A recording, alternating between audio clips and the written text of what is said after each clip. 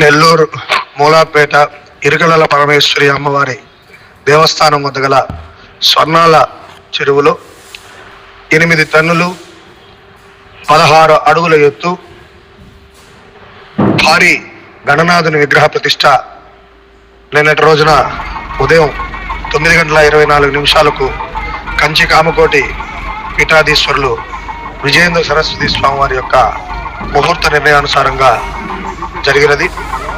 ఈ కార్యక్రమానికి ముప్పవరపు వెంకయ్య నాయుడు గారి ఆధ్వర్యంలో మరియు గణేష్ నిమజ్జన ఉత్సవ సమితి వారి యొక్క సంయుక్త ఆధ్వర్యంలో గణేష్ ఘాట్ నందు స్వామివారి ఈ విగ్రహ ప్రతిష్టను తిరుపతి నుంచి వచ్చినటువంటి శిల్పులు అలాగే స్థానిక వేద పండితులు వేదగిరి ఫణిశర్మ బృందం ఈ కార్యక్రమానికి ప్రతిష్టను పరిపూర్ణం చేశారు.